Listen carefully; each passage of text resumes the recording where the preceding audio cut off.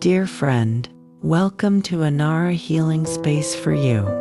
In today's session, we will explore the Buddhist timeless wisdom on healing from loss and grief. Loss is a reality that touches every human life, whether it is the death of a loved one, the end of a relationship, or the loss of health, dreams, or stability. The pain of separation can weigh heavily on the heart. Grief is not only emotional, it is physical, spiritual, and mental. It can leave us feeling empty, disoriented, and hopeless. Yet the Buddha, out of great compassion, showed us that while pain is unavoidable, endless suffering is not.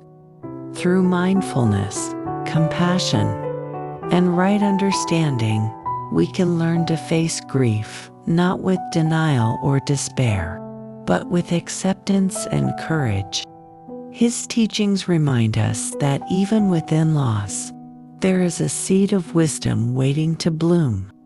In this journey together, we will walk through 10 Buddhist ways to transform grief into understanding, sorrow into compassion, and heaviness into lightness. These practices are not quick fixes, but gentle companions that will help us move step by step towards healing, renewal, and inner peace. 1. Accepting the reality of impermanence. The Buddha taught that impermanence, or anicca, is the very nature of all things. Nothing lasts forever. Not the blooming flower, not the falling rain, not even the lives of those we cherish most. Loss becomes unbearable when we cling to the illusion that things should stay the same. By deeply contemplating impermanence, we begin to see loss not as a punishment, but as part of life's natural rhythm. Imagine waves rising and falling on the ocean.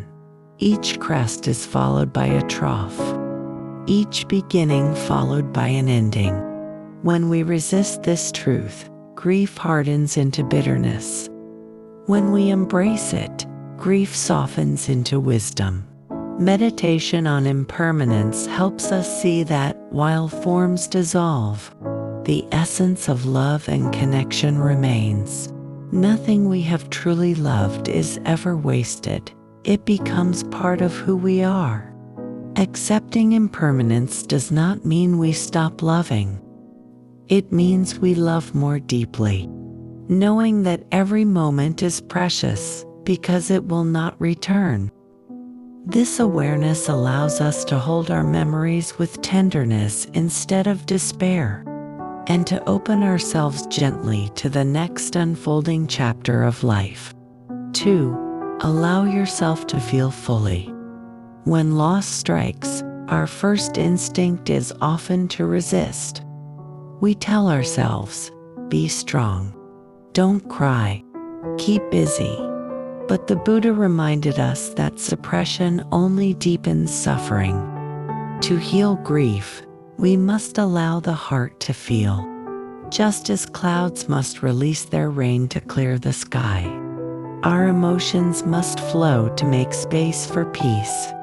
Sit quietly and name what you feel: sadness, anger, loneliness, fear. Notice these feelings as passing states, not permanent truths. Tears are not weakness. They are cleansing. To feel grief is to honor love. Instead of pushing emotions away, treat them as visitors. Welcome them. Sit with them, and then let them go when their time is done. The practice of mindful breathing supports this process.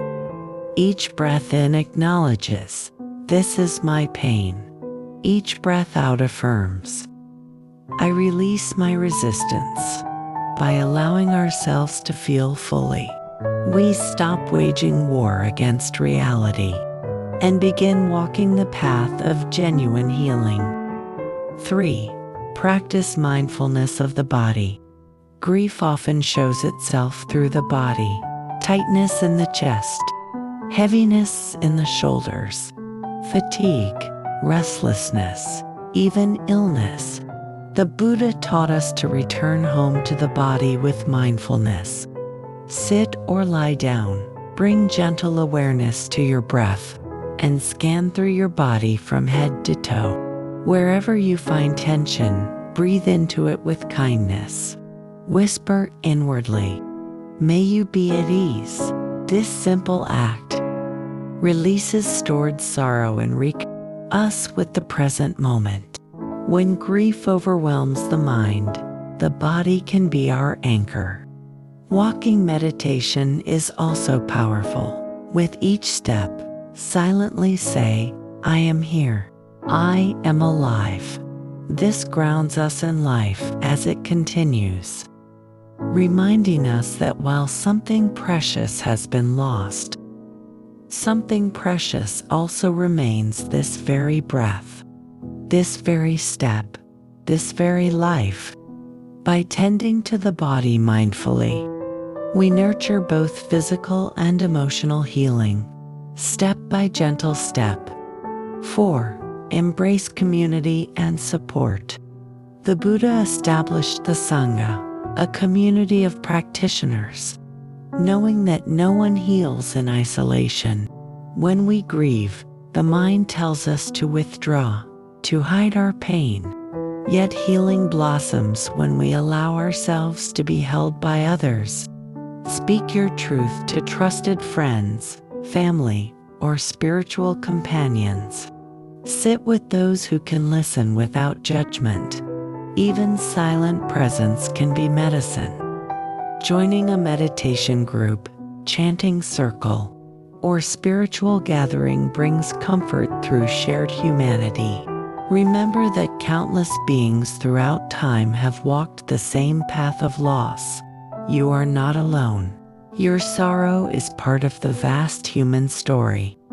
In leaning on community, we transform grief from a private prison into a shared bridge of compassion. When one candle lights another, both shine brighter. In the same way, your healing supports others, and their presence supports you. 5. Transform pain into compassion. In the midst of grief, we may feel broken. Yet the Buddha showed that our brokenness can become the seed of compassion. When we touch our own suffering deeply, we become more capable of understanding the suffering of others. Sit in meditation and bring to mind all beings who, like you, have lost loved ones or dreams. Whisper softly, "May you be free from suffering. May you find peace." This practice of metta turns grief into a bridge rather than a wall. Each tear we shed waters the seed of empathy. Instead of asking, "Why me?" we begin to ask, "How can my pain help me serve?" In this way, sorrow ripens into strength. The wound becomes a doorway to the heart's vastness. Compassion does not erase grief, but it transforms it into a source of meaning, resilience, and connection with the world. 6. Remember impermanence. The Buddha often compared life to morning dew, fragile and fleeting. Grief feels unbearable because we secretly believed what we loved would last forever. To heal, we must contemplate impermanence. Sit quietly and reflect. All things arise. All things pass. Flowers bloom and fade. Rivers flow and change. Even stars are born and die. By meditating on impermanence, we see that loss is not punishment, but the natural rhythm of existence. This awareness softens clinging and opens us to gratitude for what was given. Instead of saying, "It should have lasted," we learn to say, "How precious that it was here at all." Each moment becomes more radiant. When we know it cannot be held, In this light, grief becomes not just sorrow, but also a teacher, reminding us to love deeply, live mindfully, and cherish the temporary beauty of all things. 7. Engage in rituals of remembrance. Humans throughout history have created rituals to honor loss, lighting candles, offering prayers, chanting, planting trees, or simply speaking the names of those who have passed. These acts help transform grief into sacred memory. The Buddha encouraged mindful ceremonies, not as empty customs, but as ways to channel emotion into meaning. Create your own ritual. Write a letter of gratitude to the one you lost. Dedicate a meditation session in their name, or place flowers on an altar. Such practices do not bind us to the past. They allow us to carry love forward. Each act of remembrance reminds us that relationships do not end with physical absence, they live in our heart's actions. Through ritual, we weave grief into the fabric of life, turning pain into continuity and sorrow into reverence. 8. Practice letting go of narratives. Grief is not only about what happened, but also about the stories we tell ourselves. If only I had done more. If only it were different. These narratives tighten the knot of suffering. The Buddha taught that thoughts are like passing clouds, not ultimate truths. To heal, practice observing your stories with compassion, but not clinging to them. Write them down, acknowledge them, and then breathe them out. You might even say, "This is a story." I release it. By loosening our grip on mental narratives, we create space for acceptance. The past cannot be changed, but our relationship to it can. When we stop rehearsing if only, we open to what is. In this acceptance, grief no longer imprisons us. It becomes a guide pointing us back to the freedom of the present moment. 9. Serve others in honor of your loss. One of the most healing ways to move through grief is to transform it into service. The Buddha taught that when we give, we transcend the boundaries of self. Dedicate acts of kindness to the memory of what you lost. Volunteer at a shelter, help a neighbor, offer compassion to a stranger.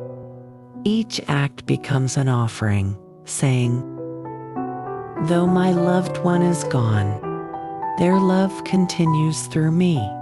Service shifts the energy of grief outward, turning sorrow into generosity. It prevents us from collapsing inward, and instead connects us with life's ongoing web.